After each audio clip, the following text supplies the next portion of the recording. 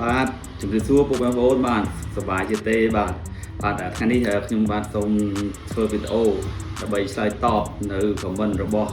បងស្រីដែលគាត់បានសាកសួរពីគម្រោងសំណង់ផ្ទះល្បីមានជ័យ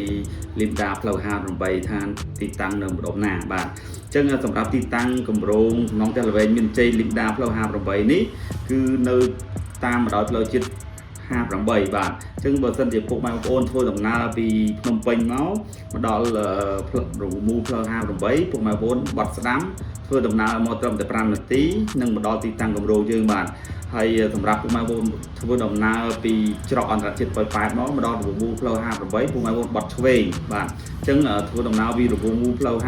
58តជាប់ពីផ្លូវជាតិលេខ5មកដល់គម្រោងយើងគឺនៅខាងឆ្វេងដៃបាទហើយទីតាំងគម្រោងហ្នឹងគឺទីតាំងនៅជាប់នឹង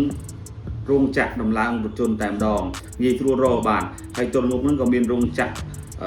ស៊ីម៉ងផងដែរបាទហើយ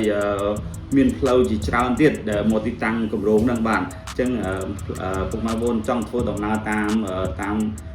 តំបន់សេដ្ឋកិច្ចពិសេសតាមគោហ្នឹងក៏ទៅដល់ដែរបាទដែលល្ងាចឡើងគឺមានពុកម៉ែបងប្អូនប្រជាពលរដ្ឋជាច្រើនគាត់បានទៅដើរលេងកម្សាន្តនៅជិតនឹងគម្រោងតែម្ដងបាទហើយសម្រាប់ទីតាំងគម្រោងហ្នឹងគឺមានផ្ទះពីរប្រភេទបាទរីឯការបងរំលោះគឺងាយបាទហើយគម្រោងហ្នឹងយើងធ្វើសាងសង់តម្លៃធូរថ្លៃជូនទៅដល់ពុកម៉ែបងប្អូនដែលងាយស្រួលការបងរំលោះបាទបងរយៈពេល3ឆ្នាំដោយមិនអស់ការប្រាក់បាទតម្លៃត្រឹមតែ50000ជាងទេហើយបើបងរំលោះដាច់មានការបញ្ចុះតម្លៃជូនពិសេស$20000ហើយបងរំលោះជាមួយក្រុមហ៊ុនរយៈពេល3ឆ្នាំដោយមិនអស់ការប្រាក់បាទអញ្ចឹងជាចុងក្រោយនេះក៏សូមអរគុណបងស្រីបាទដែលតែងតែតាមដានវីដេអូរបស់